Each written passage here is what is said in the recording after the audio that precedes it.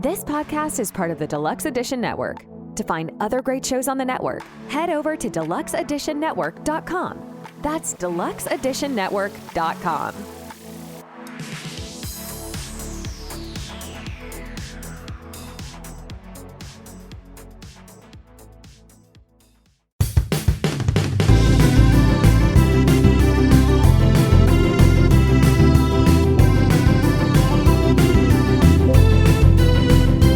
If your friends are nerdy and you are nerdy too, I want to talk to you.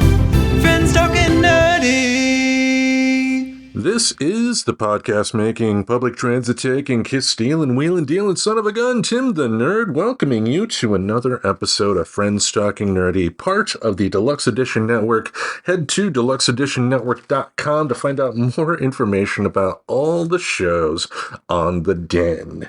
And sitting next to me, we have the busiest woman I know, the hip-hoppiest woman I know. We have the greatest legal mind in the Pacific Northwest.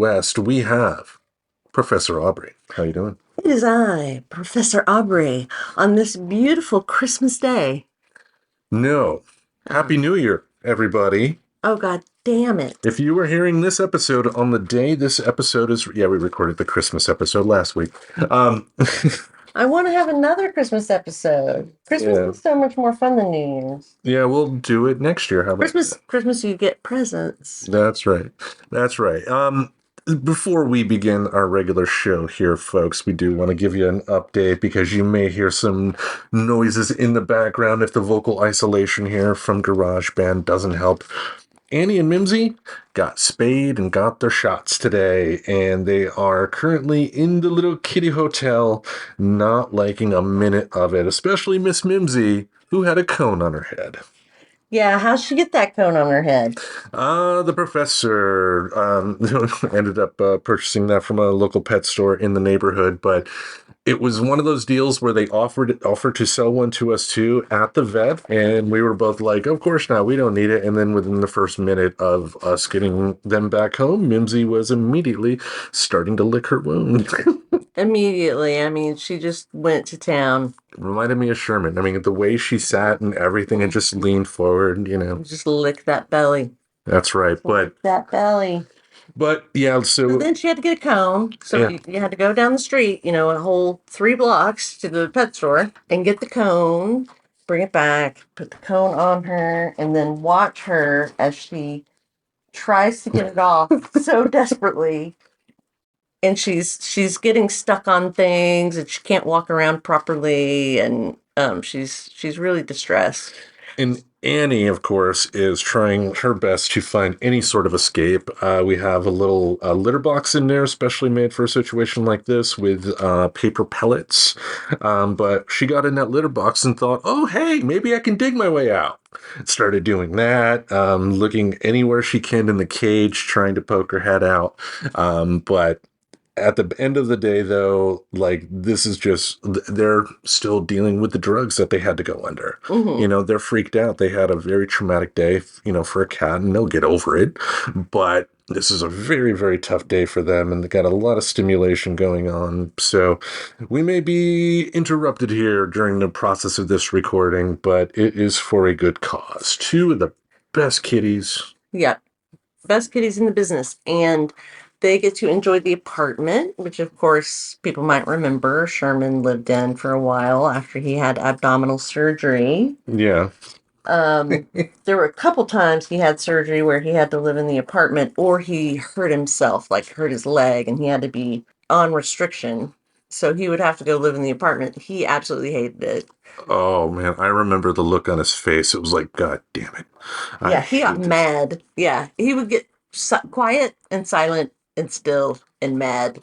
And then he knew what to do to cause the right kind of trouble to get what he wanted. Like, we had to clean up, when we brought the hotel up, we had to clean up the kitty hotel because of a mess that Sherman left on there. And he was like, I know what will happen if I knock over this water bowl and get my litter everywhere. Yay! It'll make cat shit mud.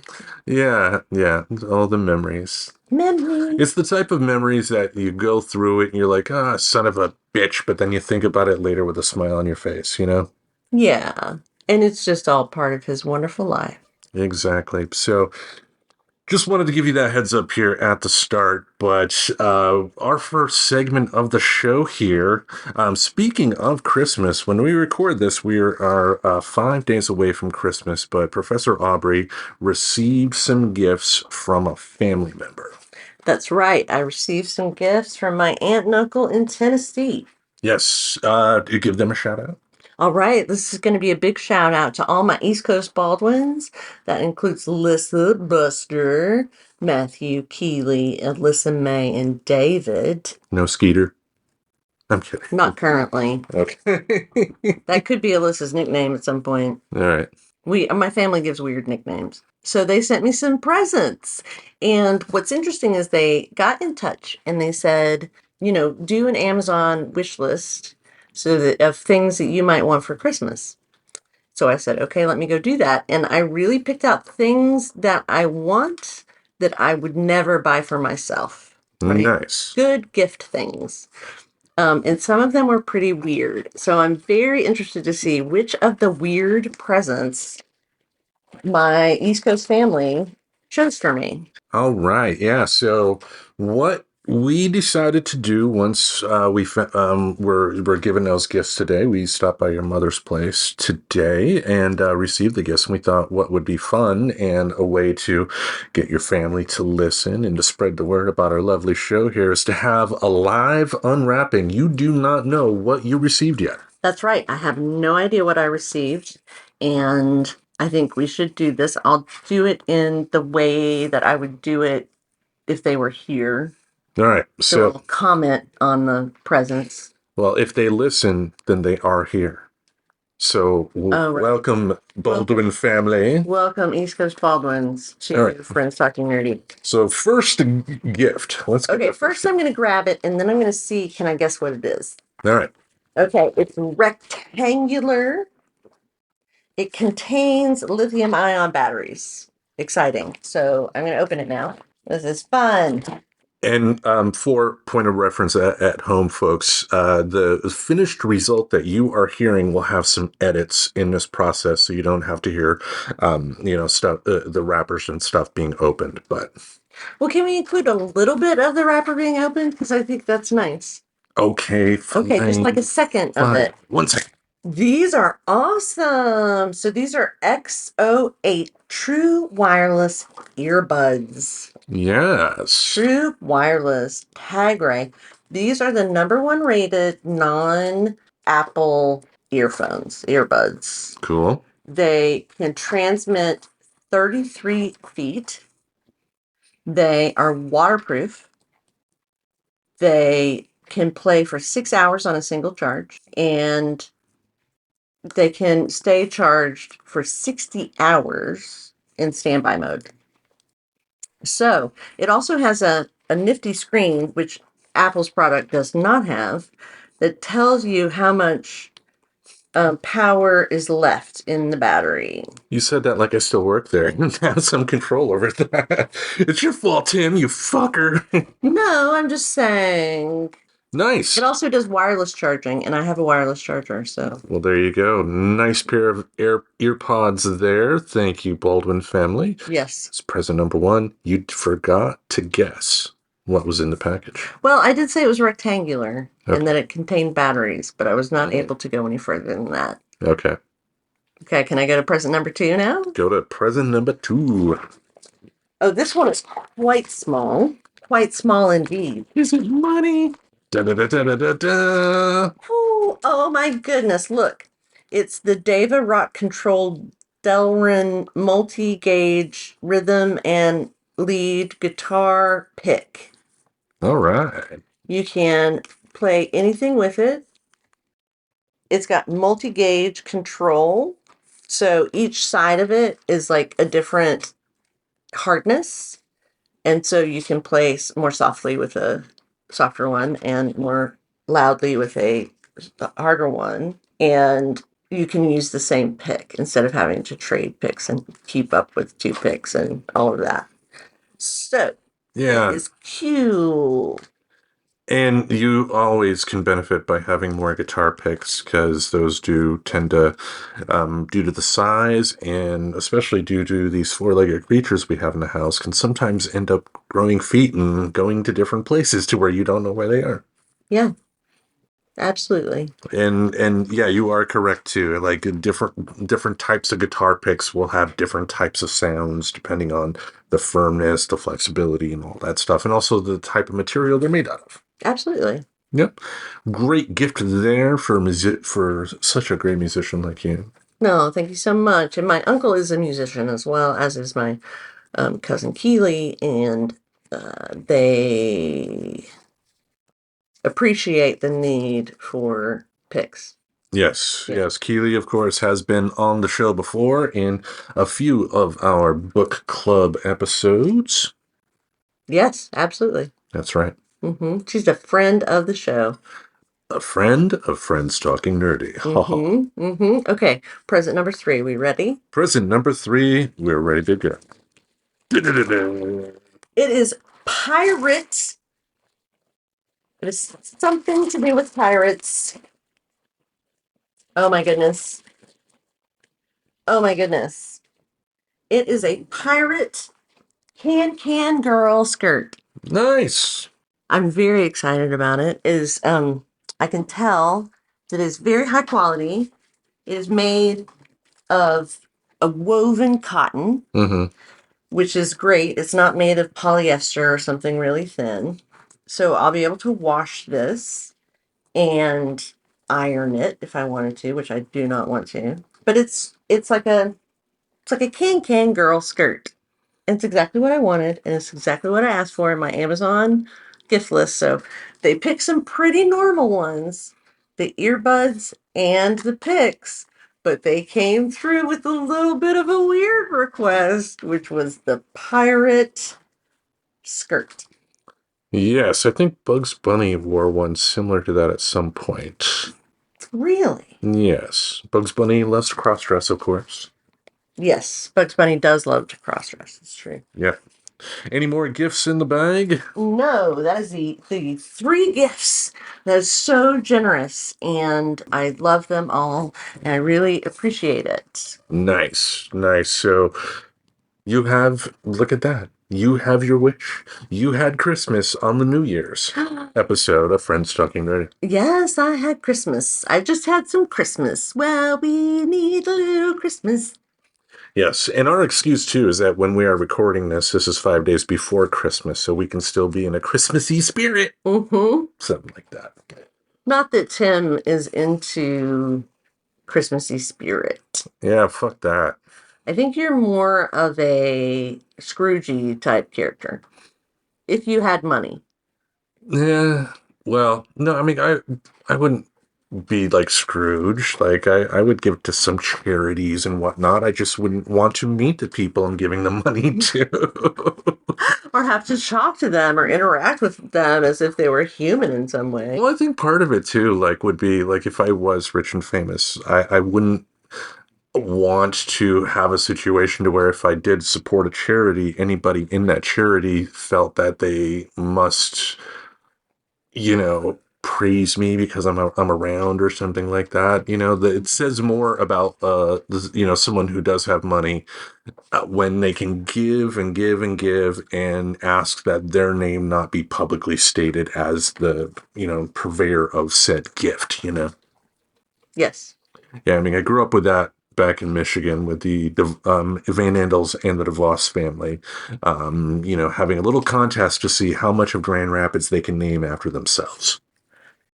That's right. When you tell me about things in Grand Rapids, whether it's buildings or events, it's always one of those 2 names. Yep. Yeah. It's sort of like the Knight money here in Oregon. The founder of Nike. Yeah, Phil Knight. Phil Knight and his father have a number of things named after them at the University of Oregon. Yeah. Couple of douchebags. Anyway. Well, we thank you, Baldwin family, for these lovely gifts. Yes, thank you so much. Someone else who is now at the point of receiving gifts is the band Kiss. Really? They're going to get gifts? I'm sure they probably already received it, but I thought this was an interesting topic because even though this is involving the band Kiss, I think that there are some broader ramifications to music that I think are kind of interesting.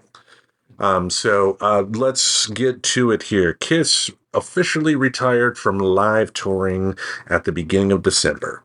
They played their last shows at Madison Square Garden. And at the end of the show, on the big screen, they had an announcement that the Kiss digital avatars are now a thing. And what will happen is that those digital avatars will replace the live members of the band and essentially go out on tour. And I think that is kind of an interesting thing to do because, like, unlike classical music, to where, when, I brought up The Who and Beethoven last week, you would mention, one, not comparing them, but in a way, having, Kiss doing what they're doing could be a way that, rock stars of any type of genre would be able to keep their presence in music history and still give people 50, 100, 200 years down the road a chance to essentially sort of see them live, but have it be a different experience. Mm-hmm. What do you think? I think it's great. Like, I think giving people more opportunities to see their heroes is wonderful because it generates good feelings, and we need more good feelings in the world. So, I'm pro generally. Now, am I concerned? Here's my concerns. What if artificial intelligence can really replicate the experience of being at a live show? What happens to live music? Well, I mean, if I can go to a Madonna concert for $100 at my local, small theater, I would do that. And I think as far as positives for what this step does for music, I think, opening up the opportunity for more people to see a band in atmosphere where it was originally intended, because, even with rock music, even though a lot of bands make music specifically for albums and whatnot, it's, their bread and butter is still touring. And, people, if you have a favorite band, 9 times out of 10, you want to have an experience to see that band live. And, like us, we were not fortunate enough to be around when the Beatles were still touring. But what if, like the Beatles, for instance, came up with something similar? They sort of did it already with Cirque du Soleil and their Love event. And they sort of did it in the video for the new song Now and Then. True, but what I'm referring to is specifically having a concert of the type of event to where you have people gather in one place to watch said event, and like Elvis even had this in the past. I remember at the Van Andel Arena they had this tour where Elvis's backing band, the members that were still alive, played live along to a video screen of Elvis singing. Yeah. And, that at the time I didn't get a chance to go see it, but that I think this is a way that this type of music, if you think positively, can reach beyond the physical years of the performers in question. The drawback, though, is if we see what entertainment is like and how happy everybody gets with, this sounds just like mine, so you can't have it, a type of deal. And with the fact that when it comes to music, there are only so many variations of songs that you can really make. Yeah. I think, to your point, when you talked about the negative, I think the negative here is that by keeping these bands alive while they still hold the copyright, or their estates still hold the copyright, with lawyers being involved, I think that could stifle creativity. That could stifle a young band that maybe, let's say they are fans of Kiss, because new bands, when they start out, are an amalgamation of all their shared interest. And if it sounds just too much like a band from 50 years ago that aren't even touring live, but have a live stage show, and ABBA is another one, I think that could stifle creativity for the next generation. I mean, we're already seeing some bad ramifications of, creativity in this country thanks to the copyright laws being, extended for as far as they did thanks to Sonny Bono. Exactly. Yeah. I think it's not without danger. Not without danger, but also not without possibility and opportunity. So, I think you just have to balance the desire to have more one-on-one experiences, or not one-on-one, but like in-person-y kind of experiences with your favorite bands. I think that's worth putting up with some negative consequences, Yeah, I mean, the big problem here is something that's kind of a problem in everything, and that's capitalism. When you have major corporations that own this IP, they are going to do everything they can to bleed every last drop of coin from, the products that they owe. And you know, there's a podcast, and I need to finish because it was a two-parter. I only listened to like 3/4 of the first episode. There's a podcast by Portland native, I forgot his name, Robert Evans. It's called Behind the Bastards. And I listened to part one of a two-parter where they talk about the former CEO of GE, Jack Welch. And he's kind of not the guy who created it necessarily, but the guy who spearheaded the whole effort as a CEO of punishing the workers of your company for mistakes that you as a CEO do. It's like the having no heart, having no care about getting rid of 10,000 jobs, and also doing what they can to, pay the workers as little as possible. Because like for Henry Ford, he was a horrible man in a lot of ways, but he understood, and he, when it comes to him in his place as essentially the CEO of Ford, or the creator of the Ford company, he understood that a well-paid workforce is going to be a more loyal workforce. And we name me a CEO today that thinks that way. I mean, I think there are a few. There are a few CEOs of small companies that are into that, but not your Googles or Microsofts or Costco's or McDonald's Columbia or 7-Eleven, any Best Buy, Apple. Yeah, I mean, I was thinking specifically about ones from here in the Pacific Northwest, because you would think that we have a different ethos, but when there's money involved, people's values go out the window. Yep, because all about the cream. Cash rules everything around me. Cream, get the money. Dollar, dollar bill, y'all. Dollar, dollar, dollar, dollar bill, y'all. Yeah, so at the end of the day, you're right. This has possibilities to be something that can carry the spirit of, whatever band in question, whether it's Kiss, whether it's ABBA, because ABBA's done something similar.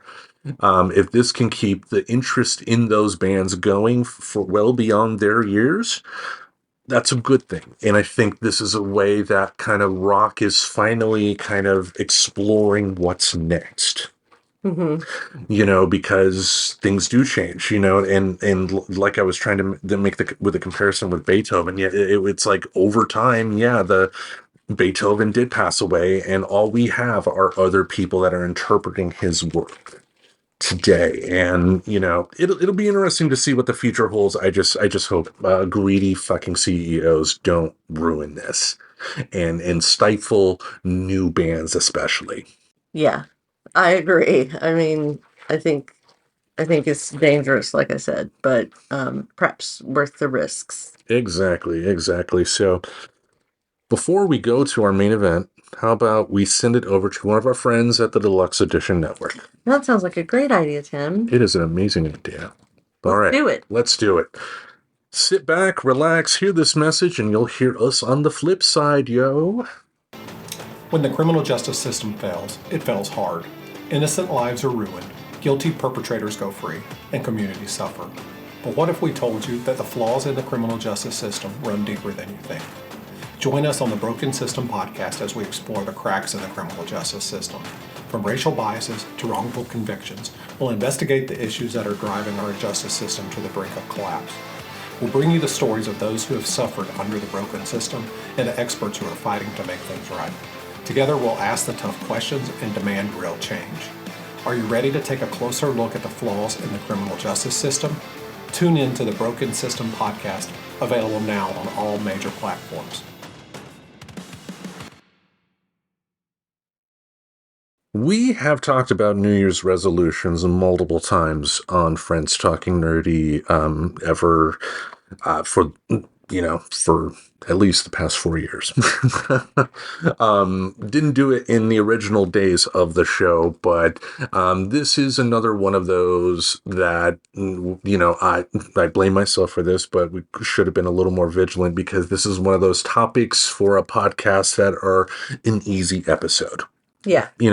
Last year, the Reverend Tracy and I did talk about kind of like the pros and cons of New Year's resolutions. So it's something that, we've discussed on the show before. There was a year to where we even gave our New Year's resolutions and then totally forgot which episode it was on and had to go back. It was all a thing, but we're more organized today. Yes, we are. That's right. And so what we wanted to do with the first episode of Friends Talking Nerdy in 2024 is discuss our resolutions. And because we want to make this a recurring segment on the show, next year at this time, we will look back on these resolutions and see if we were able to achieve them or not. Sounds great. All right. Any general thoughts on resolutions to start things off? Do you have any general thoughts? Not about what you specifically wrote, but just in general. Right. In general, I'm opposed to resolutions because I think they set expectations that for me are difficult to meet. And it makes it more difficult if I've promised myself I will do it, because I am so obstinate that I want to be defiant of what my own brain wants to do. It reminds me of a Family Guy bit where it was like old Peter was watching a video of young Peter, and, he wanted to punish young Peter, so he cut his arm off. And then remembered, oh wait, that's not how that works. Right. Yeah. You're like, I hate Family Guy. Why'd you bring that up? Shut up. No, I just think if you, say you had a resolution to work out 5 times a week or something ridiculous like that, when you didn't do that, right, then that's a failure. As opposed to saying, maybe I'll work out more next year. Yeah, and maybe I won't. And that's, and this is, kind of based on the conversation the Reverend and I had last year. I think the important thing when it comes to resolutions is making them achievable. Mm-hmm. Because some people, like if they have a resolution of losing weight, which is a common resolution people have, they, if they have like my physical activity, they're the type that at the end of the year, they're going to be like, on January 1st, I'm going to exercise every day, eat all the right food. And then, to your point, after a day or two, they have one little mishap to where they forget or don't have the time to work out, or, it's easier to get a cheeseburger, then all of a sudden I failed and can't go on when right, I failed, and I'm not capable of doing those things. Yeah. Right? So I'm not even going to try anymore because I've proven to myself I can't do it. Yeah, and the goal here, I think, with a resolution, and with what I did with mine, I called it a vague specificity. Mm-hmm. Like vague in the sense of not having, like if it's, like eating healthy, it's not, I will eat healthy every single day at this particular time. It's just eat healthy. It's vague. It doesn't have a specific goal in mind in terms of, how many times you want to do it. And it doesn't beat yourself up over the days that you think, hey, I'd rather eat 2 bags of Ruffles. Mm-hmm. Well, Shut up, Tim. Shut up, Tim. No, I was going to say something. You forgot? Yeah, I forgot. All right. Well, if you remember, we'll bring it back up. But what we will do now, similar to the Nerdy Five, is bounce back and forth. We both came up with 5 resolutions, and we will tell you what that resolution is and why we came up with that resolution and have some conversation from there. So, are you ready? Yes, and I remember what I was going to say, which is that I think that I have straddled the line between specificity and vagueness quite well. Mhm. But you might listen to my resolutions and see, Tim, you can pass judgment on how I've done there. Yes, I'm a judgy person all the way. I'm asking you to provide me some feedback, okay? You will get that feedback. All right. Did you want to start things off? Certainly. Okay, so here's my first resolution. Act from a place of loving kindness, seeking justice and harmony, and offering gratitude. No. Why did that come to mind?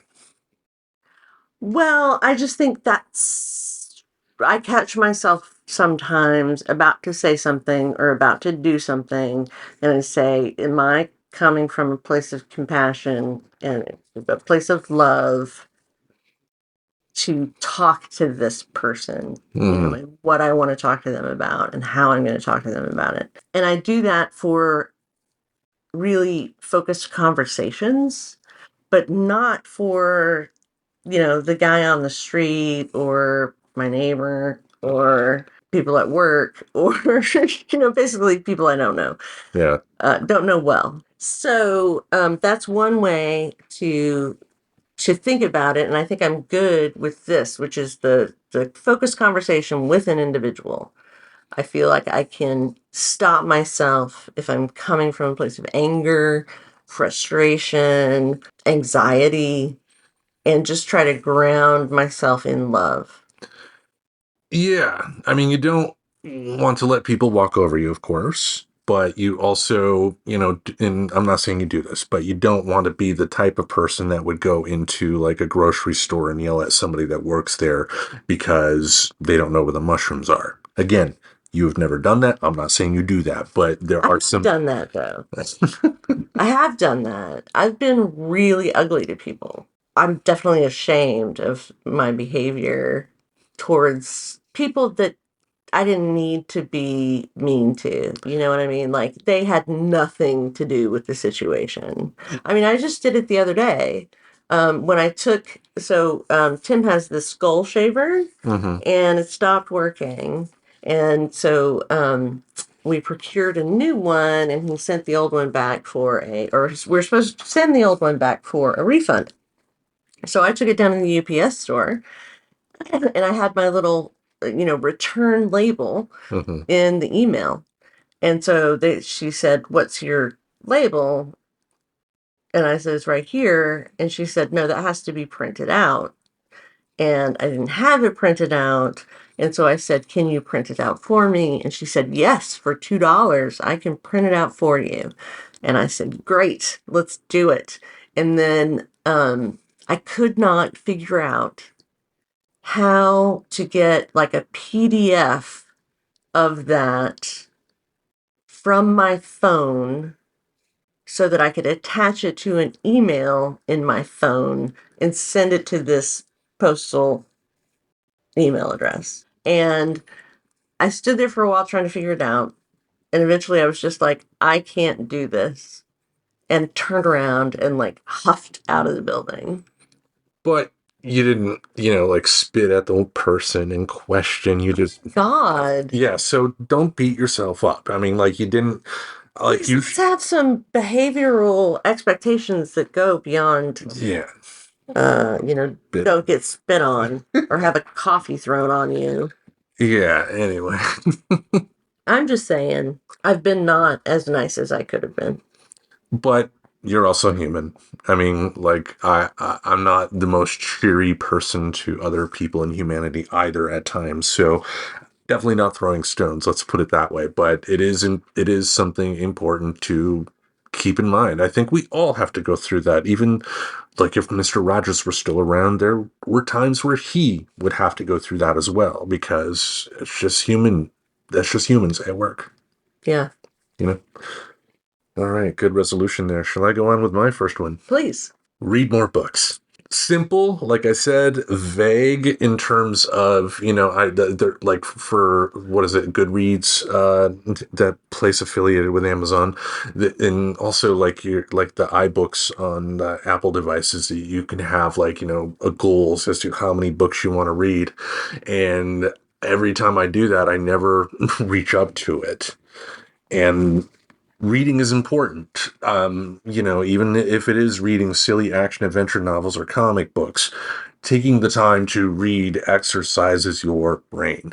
And I don't do that enough. Like I said, I didn't want to have a situation to where I had, to where I said, I am going to do 25 books because at that point, I'm going to set myself up for failure. I think the important thing, more than anything, is just keeping that in mind, reading more, because even if it ends up to where I only read 4 books this year, I read about 4 books this year too, but if I read 5 next year, one increase compared to this year, I would say that's a good thing. Sure. Sure. I think if there's an increase, that's great. But you've got to know how many books are you reading now and what percentage do you want to you want to read 30% more books. So I hear what you're saying, that you don't want to get into all of that weedsy stuff with regard to this. And so you're trying to be more vague and say, I want to read more. You don't identify it more than what, right? Like more than Aubrey reads? Definitely. You're going to be able to meet that goal. I read on the internet. I don't really read. I read for work, and I don't tend to read paper books anymore. Ever since tablets became a thing, most of my collection has been digital anyway. So it's not like I'd have to bring like 20 different books with me everywhere, Right. or anything. But again, I just have to read more. I do. I've taken some good steps in terms of cutting down on some of the distractions, with like my computer devices that have kept me from it. But I can also do better. My in terms of reading on websites, I count that, because if you're reading articles, about news of the day, you are reading something that somebody wrote. So that is reading. It's not a book, it's not a story, but it is still reading. You are engaging with the written word. So that is something that you should in some ways count. Not necessarily in terms of, this will make the people at Amazon happy by doing this, but just read more. I think everybody should. Awesome. I think that's a great resolution. All right. You want to hear my number 2? Yes. What is your number 2? All right. My number 2 is accept what is now, right now, and be here. It's just a different version of be here now. Now, be here. And it kind of be now. And it kind of touches back to the episode that as you are hearing this, it will be 2 episodes back. But as we record this, it was the episode we released just this week, about mindfulness during the holidays. Mm-hmm. And there was that part where, they talked about, releasing some of the tension that can come with trying to make everything perfect, because it's not going to be perfect. And enjoying the now means enjoying the fact that those little mistakes can happen, during a holiday period or something like that. Yeah. Anything else on that? Well, I just think it's something that is good to try to do. Mm-hmm. Is like be in the moment and be as engaged in the moment as you can be. And not as much partaking of, not so much multitasking. Mm-hmm. I think there's way too much multitasking going on, and that you can sort of focus on one thing. That doesn't mean you don't care about other things or want to do other things, but you're focused on this one thing. And I would like to be more like that, because I feel like I'm not focused on what I'm doing most of the time. That I'm focused on, I got to check my email. oh, I gotta, work on this. I gotta open, this program at work and enter this data. Oh, I gotta write a survey because I need to send it out. Oh, wait a minute, the book orders are due today, so I better do the book orders. And so I just spend so much of my time trying to organize and prioritize the tasks that I must do, but that I can't get done, if you know what I mean. Yeah, I get that. All right. So shall I go on with my next one? Absolutely. All right. Eat better. Mm. I've said that before, and I will keep saying it because the older you get, a man cannot live on Chef Boyardee alone. No. You know? And the vagueness in here is not me stating, I'm going to be a vegetarian, I'm going to be a vegan. Eating better just means not putting as much butter in things. Not always, eating something like macaroni and cheese all the time. Portion control, too. Mm. Because with depression being what it is, there are times to where I do find myself like, oh, hey, I ate a lot more than I probably should have. Really full belly type of deal. So eating better, it kind of encapsulates a number of things, really. But I'm not getting younger. And doing things like drinking water more often is something that will help you out. I mean, younger people out there, if most of your liquid it entails drinking like soda or alcohol or whatever like that, you're not setting yourself up for a good future. Eating better, drinking better, of course, and just being more mindful of what's going in to keep this little meat sack that is me, going for as long as it can. Yeah. Yeah. Well, that seems quite sensible. Mm-hmm. I think I avoid things that have to do with food because it feels like it creates this sense of scarcity that makes consumption that much more attractive.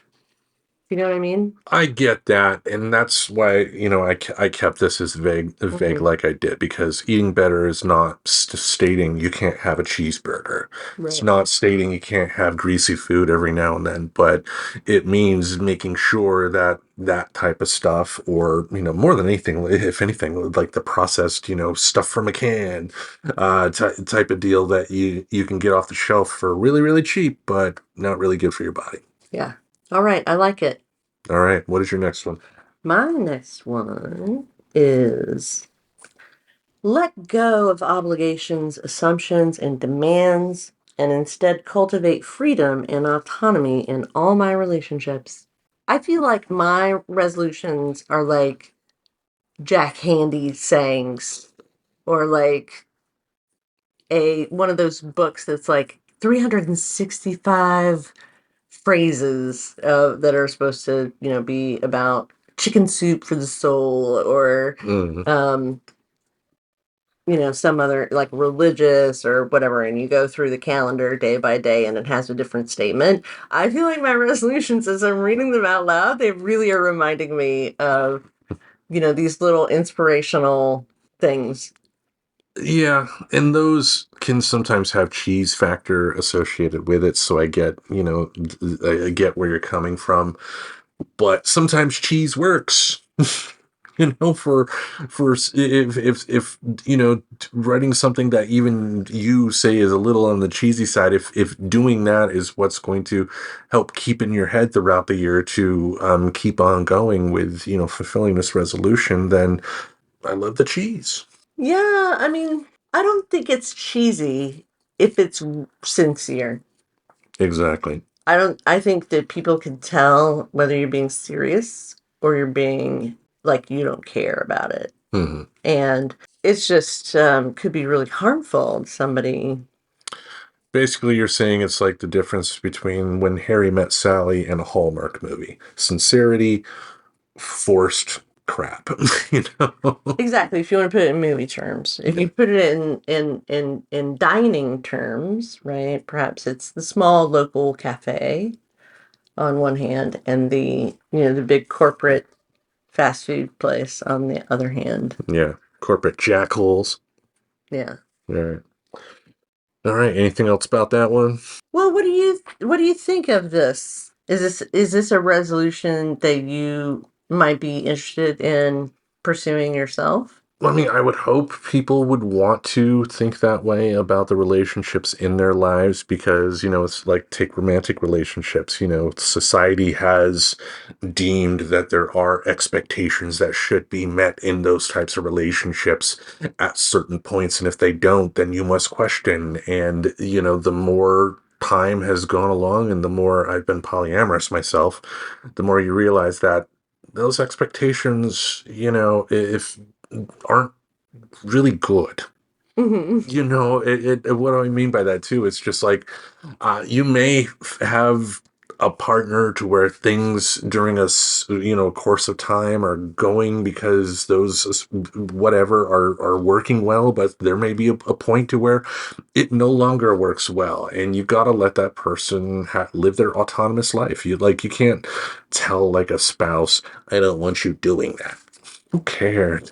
Yeah. Let them live their life, because if they're not doing something that is actively endangering you, they're another human being altogether. Yeah, like recognizing here is where I end and here is where you begin, and nothing that you do actually has any impact on me. And to be clear, this doesn't mean it's okay to make plans and cancel with somebody, stuff like that. If you make an obligation with somebody, you honor that obligation, or come up with another scenario to where, hey, we can meet on a different, or just communicate, really.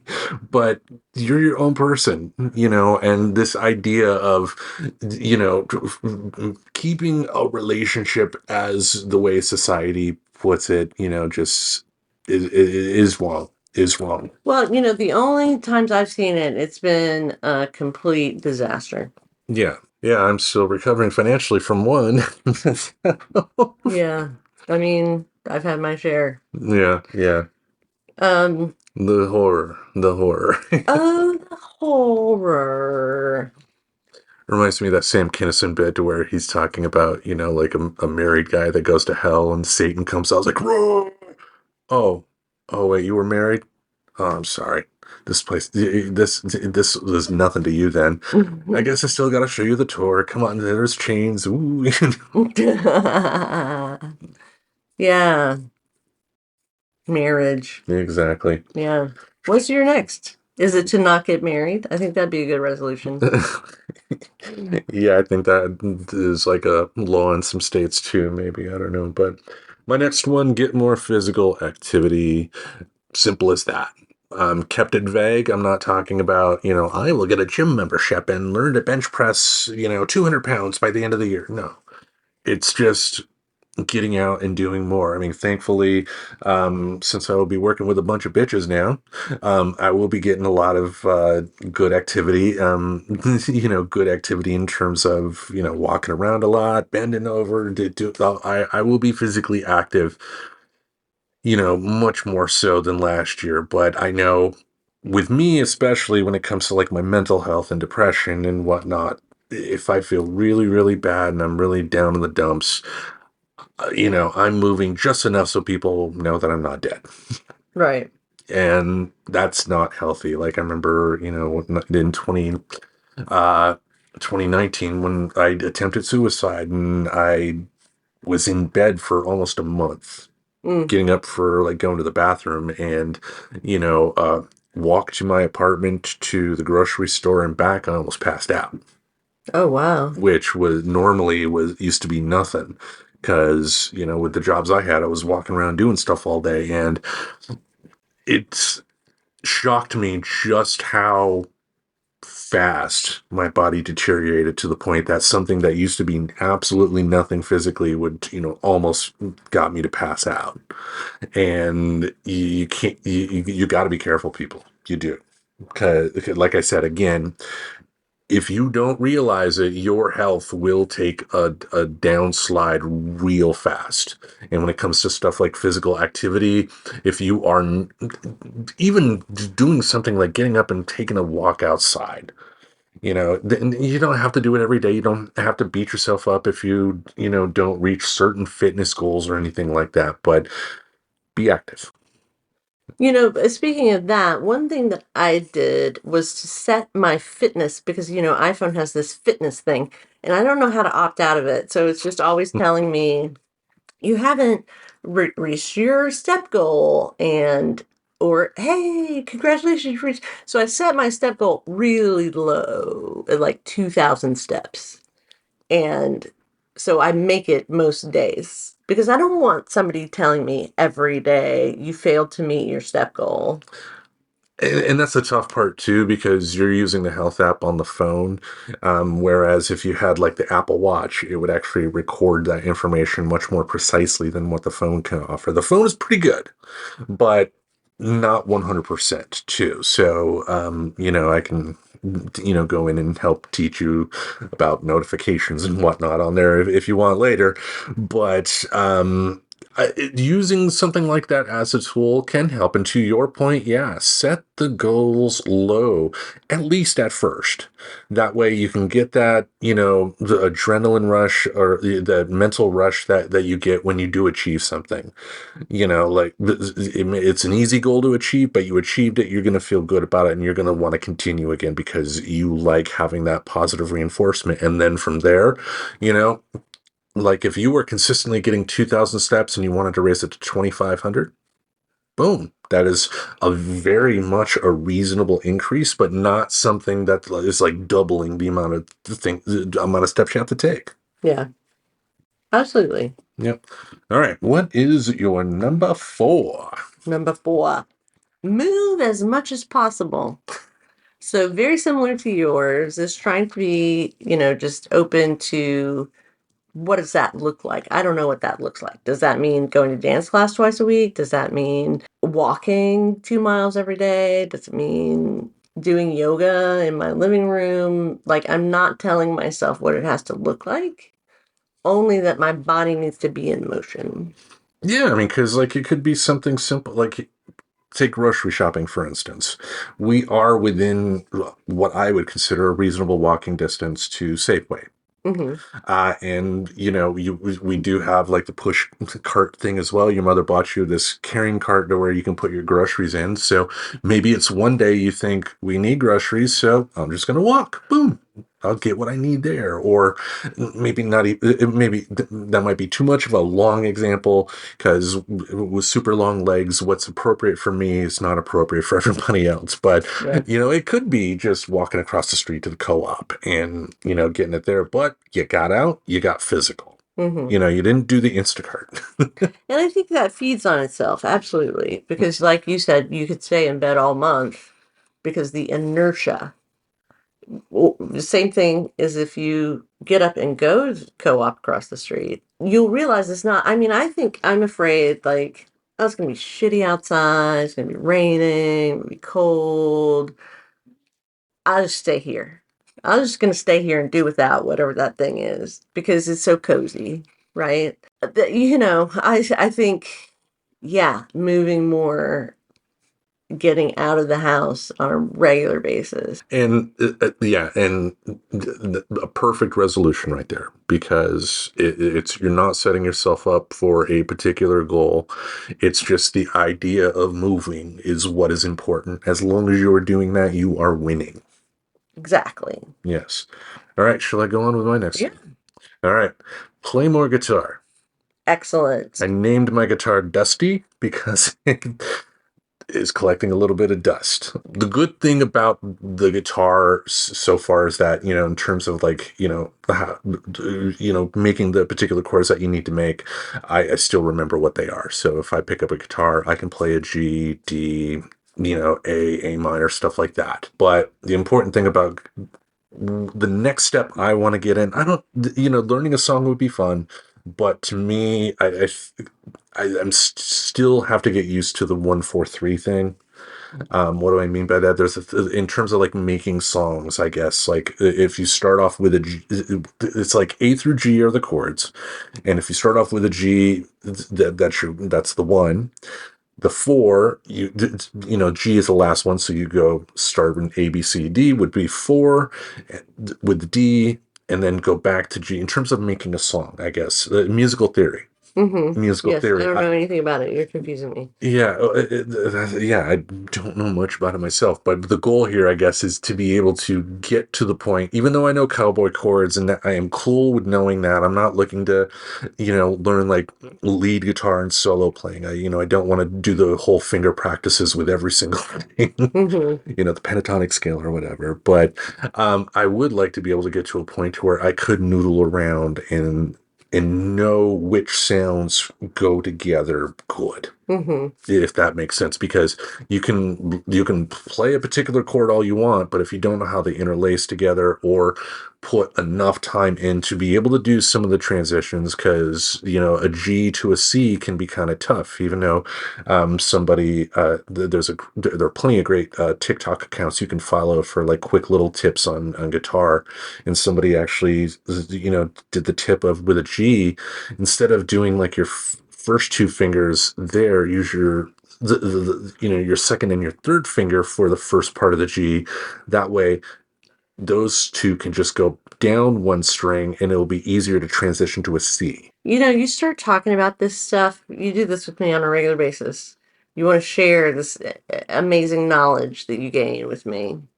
And I just don't understand what you're talking about. It makes sense to me, damn it. Yeah, I mean, I think you've got a great musical mind. You've got a great ear. Your pitch is good. I don't know. I've never heard you sing. I don't know if your pitch is good. No. I like, I think I got a baritone. I think that's my voice there, and which means most popular music I'm not going to be able to really sing. Right. I can pull off a couple Jimmy Buffett tunes. Okay. But I'm not going to sing. But again, I'm just looking to play guitar more. Yeah. Not, again, not looking to replace any sort of band or anything like that. I want just another creative outlet. And it's right there. I'm looking at it right now as we speak. And yeah, Dusty needs to be played. Yep. Dusty. Love it. All right. How about you tell us your last one? Well, what's funny, because we just had the same one. We got the same one again. Because mine is express myself through my actions and the products of my labors. So just this idea of being creative and, being expressive of my personality. I think that's how we develop. And, I think we should be developing our whole lives. And that's how we do it, is by engaging in creative activities. I agree. Yeah. And it's harder than it sounds, because it's something you have to pencil in, and sometimes you have to fight urges. Like if you have a long day of work and physically you're sore and you just want to relax and watch something on TV, that's easier than, I got to spend a half hour, playing the guitar to be able to, keep the momentum going. Because any creative outlet, writing, music or anything like that, if you don't put the time into it, you will get rusty. Absolutely. And I've had that happen, and you've witnessed it. Like there have been times where I've played guitar every day and I've gotten really good and I've known a lot of songs. Then there are times like now when I play maybe every third day, every fifth day, and I can't play. I can't make my fingers do what they're supposed to do, and I can't make the shapes, and I can't push down the Strings. Okay. That's what they are. I kept wanting to say chords, and I knew that wasn't right. Strings. But, you're putting your fingers on the strings to make a chord. Right. So you were not far off. You're so sweet. You always try to tell me how I'm correct rather than how I'm wrong, which I appreciate. Yeah, I mean, if you're wrong about something, you're wrong about something, and that's fine being told that. But you shouldn't automatically look for the negative in everything. Gotta see the bright. Always look on the bright side of life, right? Yeah. All right. Anything else about that particular resolution? No. All right. How about I wrap it up? Wrap it up. I'm focusing on something creative as well, and that is write more. Writing is weird for me. It always has been. There are times to where I'm nonstop, just, clackety, clackety, clackety, typing up word after word after word, and it's just flowing out like crazy. And then there are times to where I can look at a screen, see that cursor blink and blink and blink and not think of one damn word. There are some things I can do to increase that though. And the idea here, again, with something like this, the write more just means that write more. It doesn't mean it doesn't mean creating a goal that I would beat myself up over if I didn't necessarily reach it, but just writing more. Like, I mean, because you've seen it with me, like there are times where just writing everything and everything's going out. And for me, I guess it's fighting that urge to just stay in my head. Because a lot of it, I think, does boil down to mental health stuff, which, kind of, I think one common theme with these goals is bettering myself, and if I'm talking about being more physically active and, eating better, I also have to think about the mind as well. And, the more I am sustaining that and not just wallowing in my own self-pity, the more I'm going to have that urge to keep on fighting another day. Yeah. Yeah. Well, let's continue to keep each other going throughout 2024. Exactly, folks. And I say the same for all of you out there. If you have any resolutions, make sure they are resolutions that are attainable. Don't make a resolution that is out of your scope to reach or something that is just too stringent. Because again, with something like working out, there are going to be days to where, you'd rather be home than at the gym or just, working out. Let's say you're a jogger and you decide not to jog for a particular day or a particular week or a particular month. Don't beat yourself up, because the whole purpose of the resolutions, in my opinion, when they work well, are just essentially reminders. To keep those thoughts in your head of, I'm an imperfect human. This is what I can do to be better. As long as I am working towards that, everybody wins. Yeah. All right. So we do thank you all for hearing what we have to say about our New Year's resolutions. And as we record this, I met you 4 years ago today. 4 years ago today, we met. For the very first time at the River Maiden Coffee Shop in Vancouver, Washington. Indeed. Had an interesting date and ended up meeting someone who quickly became one of the closest people in my life. And, you've been interlinked with the show since pretty much the start. We're almost to the 4-year anniversary of your first appearance on the show. Oh, wow. Our second date was doing the show. Yeah, I mean, that might be something interesting to put on YouTube, like a director's commentary or something. Oh, right. Yeah, that'd be fun. Yeah, in the longer days, because what was it, Plastic Milk Hotel or Neutral Milk Hotel? Neutral Milk Hotel. We reviewed an album from that band. Yes, and I was so earnest about it. Yeah, it was a lot. Yeah, it was the second time we had met up in person, and so we didn't have the rapport that we have now. So a lot of it was just talking and talk. Like, I talked wrestling on there, but then I realized I was going too long, and you were like, "Fuck, he talks so much about this. I don't know if I can talk to him anymore. My God, wrestling all the time? Ew." That's so funny. You're so funny. Well, you are a special person to me, and I'm glad we get to share some of our lives with the listeners at home. You are special to me, and I hope you are as special to them as you are special to me. Well, probably not. I know I'm pretty special to you. Toot toot. Toot toot. You're also really special to me. Aw. Yeah. Yes. Those 4 years have been brighter with you in them. Exactly. Like, that is the weird thing about life. Like, when you meet up with somebody that you're, head over heels for, it's like you just initially you have the urge of, I wish I met you sooner. And, I think we met each other at the right time.